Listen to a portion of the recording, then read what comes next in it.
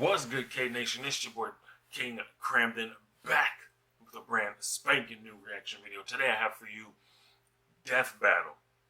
Today's Death Battle is Sabrewulf from Killer Instinct versus Jon Talbain from Darkstalkers. Almost forgot for a split second. So yeah, today we're gonna jump into this. So as we get started, make sure you hit that thumbs up, leave a comment or request down below, subscribe if you're new to the channel. And with that being said, let's dive on in.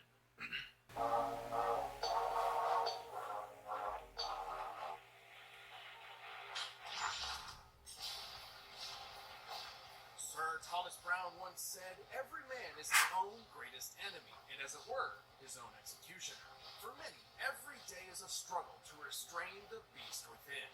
Or else you might turn into a big old honking werewolf. Such as Sabrewulf, the savage wolfman of Killer Instinct. And Jon Talban, the kung fu canine. That's our guy. I fuck with Jon Talban. And boomstick. And it's our job to analyze their weapons, armor, and skills to find out who would win a death battle. Deep in the heart of Germany's Black Forest lies the ruins of Sabrewulf Castle, home to a monster of unspeakable ferocity. I mean, duh, it's called Sabrewulf Castle. What else do you expect? But that monster used to be a man, Baron Conrad von Sabrewulf. Once an aristocrat of wealth and status, his life would drastically change the day he discovered a secret laboratory deep within the castle's bowels. He stumbled onto a treasure trove of monster hunting weapons and relics straight out of his family's secret history, including a mysterious large claw, which he accidentally cut himself on. Upon the light of the next full moon, the Baron transformed into a vampire! No, a werewolf. This is the werewolf. Accidentally cut himself on a fucking dismembered claw. A weird cursed artifact. He's got Vaughn in his name. This is totally a vampire backstory. Now that's for next year. On that night, Baron Sabrewulf became a bloodthirsty beast. You know, the name really screwed him from the start there. Almost like it was destiny. Well, originating as early as classical antiquity, the fable of men turning into wolves under a full moon is a staple of European folklore. Yeah. Real-life victims of so-called lycanthropy most likely suffered from porphyria, hypertrichosis, or rabies. Sabi rampaged all over the country, killing everyone he found. Because as a big hairy demon dog, being a werewolf means your strength, speed, and tough hide are off the charts. Oh, and it makes you great at basketball. With his razor-sharp claws, Sabrewulf can easily tear through solid steel. Also, any one of his cuts can potentially pass his curse to new victims. But he's pretty happy using those claws to brutally brush down any foe. With a howl to the sky, Sabrewulf can amp himself up, or tap into his killer instinct to enter a feral rage. In this state, any sense of shame or repression is eliminated as he truly becomes a mindless monster. It also increases his chip damage and allows him to cancel auto doubles into other auto... Yeah, it makes him even more stronger and faster. We get it. And to top it off, he can summon bats that are on fire. Gotta be honest, not sure where this one comes Fire from. bats? He's a vampire in a fursuit. Called it.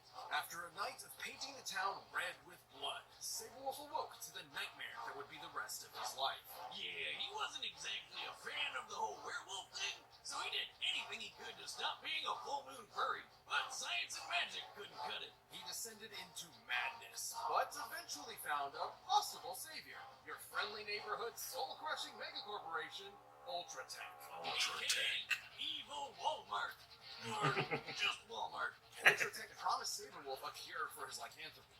But in reality, their experiments only gave him cybernetic implants in his arm. Cool! And extended his werewolf form to last indefinitely. Wow.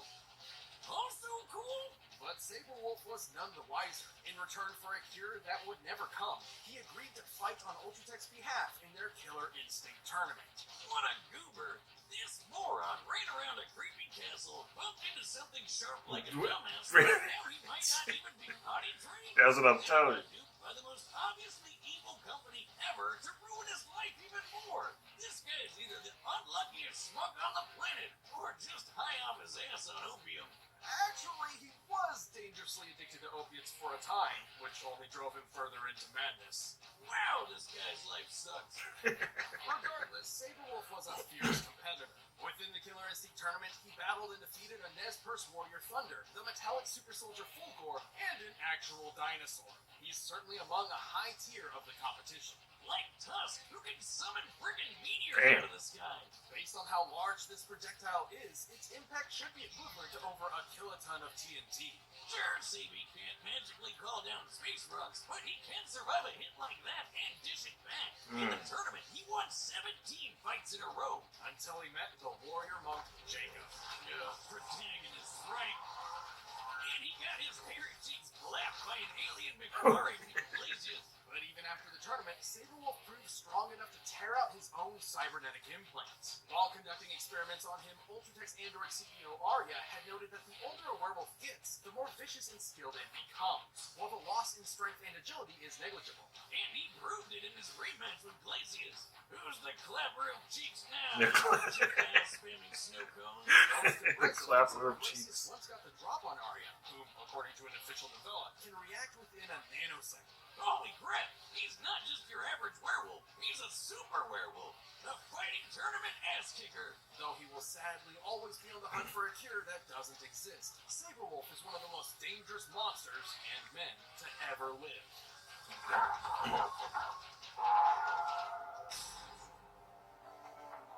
Welcome to the demon realm of Makai, a dimension inhabited by powerful beings known as Darkstalkers. Darkstalkers is my shit. Classic Hollywood movie monsters mixed with anime powers. Makai is ruled by several noble clans, including the Kroots, a family of beasts. Like werewolves? Including one prominent member, Baraba the Wolf Lord, who had a son named Galen. Which means hungry wolf. Really thinking outside the box with that one, huh? Perhaps he'd prefer his English name, Jon Talbain. That's Yeah, my but guy. your dad is named the freaking Wolf Lord. That's so awesome it almost makes me forget he's a total deadbeat. Just like my dad.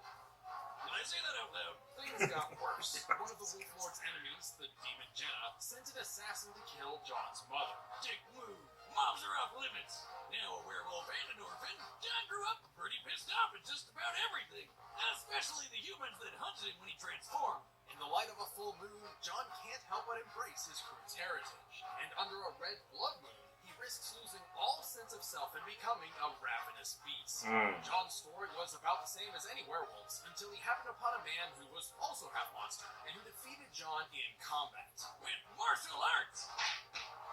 Hell yeah. Keep telling people, the only way to solve violence is with a good pair of nunchucks. Jon's new friend did not offer violence, but control. Seeing little other option, Jon accepted a life with his new sensei.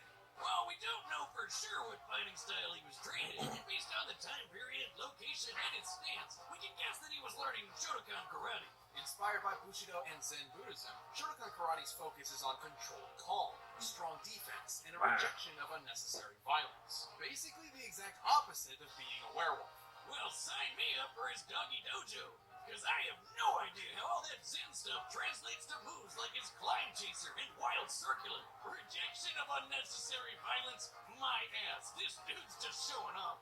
By embracing his werewolf speed, Jon can bash foes with his nunchaku Yeah, and moves so fast he appears to be in two places at once. And by tapping into his inner energy, Jon can perform the beast cannon and rocket around the room like a doggy meteor of pain.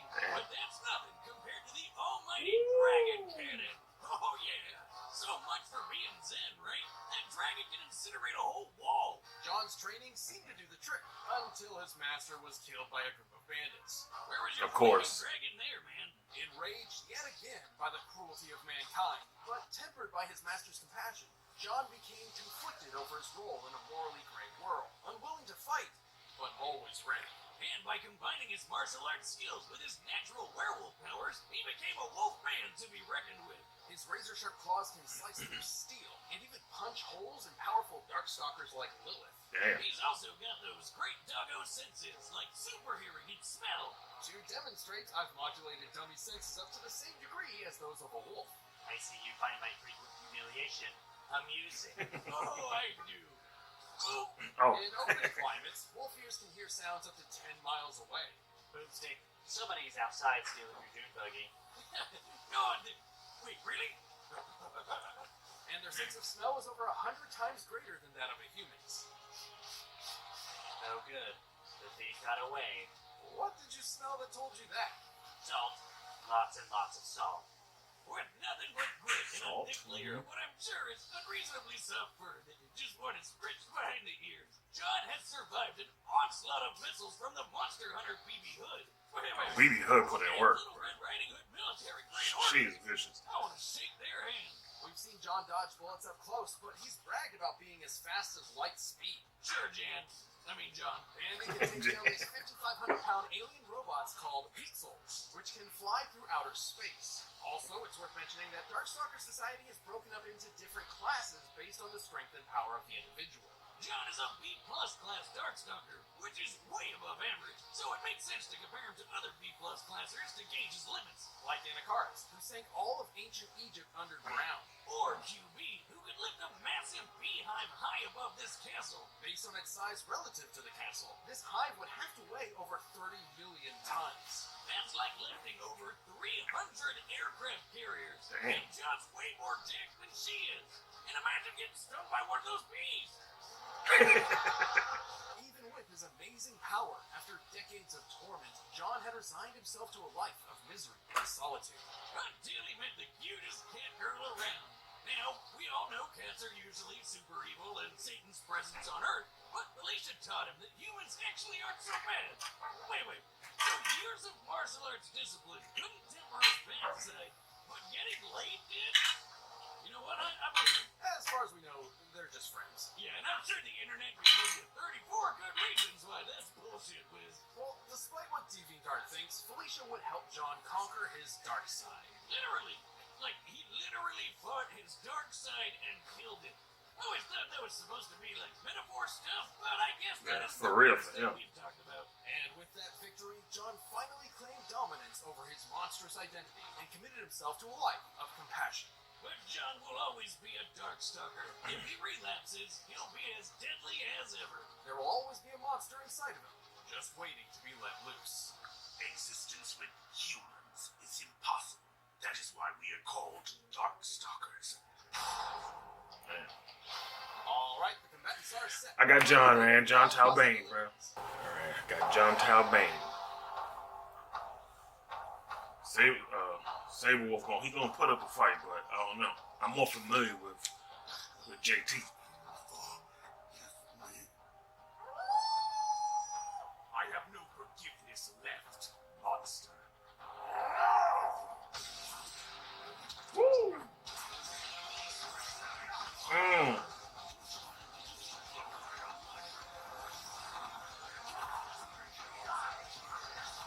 Damn.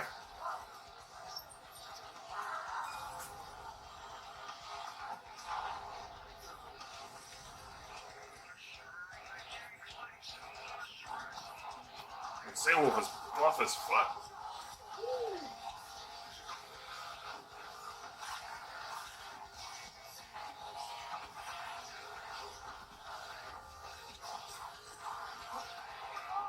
Damn.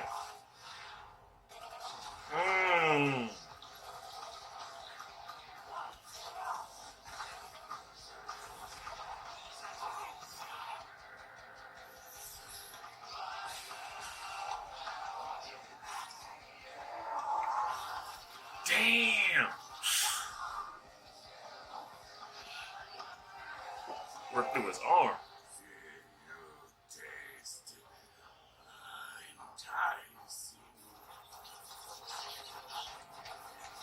He sent the bats into the fire. Damn. Woo! And with the nunchucks.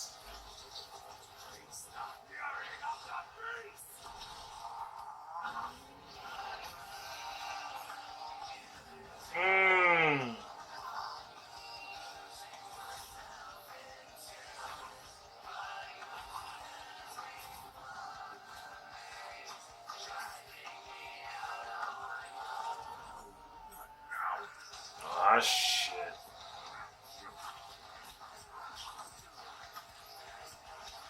Damn.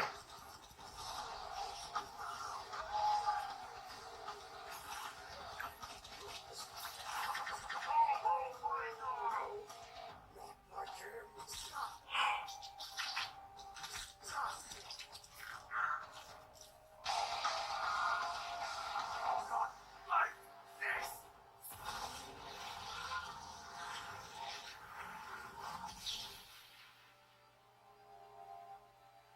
Is it a tie? It can't be a tie. Tonight, I'll make an exception. That's what I'm talking about. Ah, fight his niche. Ah.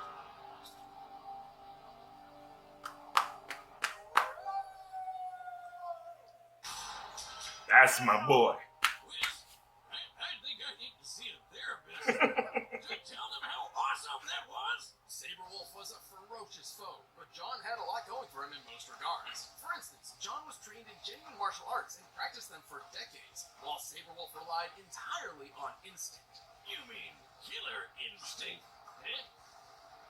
You're no fun. But hey, remember how Sabi defeated Glacius, who attacked Arya in less than a nanosecond? Technically, that put Sabrewulf's reaction capability well within Light's speed, which Jon claimed he could match. But that was just bragging, right? Hardly. Those Weasel units Jon fought were capable of flying across the galaxy, hundreds of millions of light years in only a short time. This is important because fellow Darkstalkers Morgan and Dimitri have intercepted Weasels in mid-flight combat.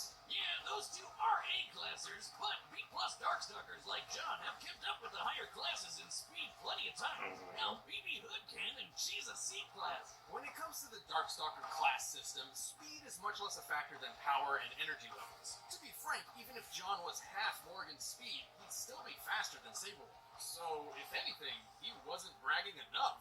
Way stronger. He was mad humble. BB's also a B-plus Darkstalker, and she lifted that 30 billion ton beehive. Way more than anything Sabrewulf can pull off. And when it came to ranged options, I think a flaming Inferno Key Dragon beats out a lone discount fire bat. Right, exactly. While his application is different, we can gauge the level of ki Jon has at his disposal by factoring Anakaris sinking all of Egypt. So the only logical thing to do was measure the total weight of ancient Egypt. No, really. We did that. Of course they Most did. of the period were made of clay bricks and about 4.3 meters tall. Adding the known volume of the pyramids and considering additional land, we determined Anakaris' ki had to be strong enough to move a civilization weighing over 1.2 trillion tons. And that's not even counting all the people. Or cats. And shitload of cats. Now that sounds crazy for an old school horror monster like a mummy or a werewolf, but Darkstalkers aren't quite like the classics. At this fight's core, though, Jon won because of the kind of werewolf he was. Through years of struggle, Sabrewulf never found any means to tame his savagery, while Jon had successfully managed to regulate his wild side, giving a level of precision, skill, and control the poor Baron couldn't even begin to understand.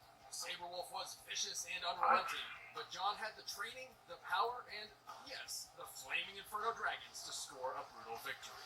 Brutal doesn't even cut it. I mean, how much blood was that? You know, it had to be at least a gallon. The winner is Jon Talbain. That was a callback.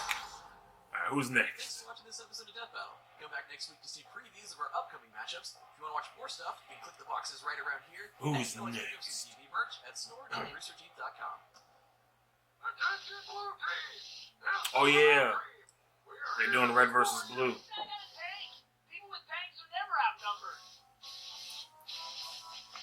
November 15th. Alright, we definitely gotta pay attention to that. Keep an eye out for that. But yeah, I called it, man. I said my man Jon Talbain was gonna take it. I said Sabrewulf was gonna put up a good fight. I did get concerned at the end when he pulled out Jon's organs, started choking him with it. I was like, this can't be how he goes after all of that. And homie pulled it out. Definitely a great ass battle. But big shout out to you guys for tuning in. Don't forget to hit that thumbs up. That lets me know you enjoyed the reaction. Leave a comment or request down below. If you're new to the channel, most definitely subscribe. And I'll see you all in the next one. Peace.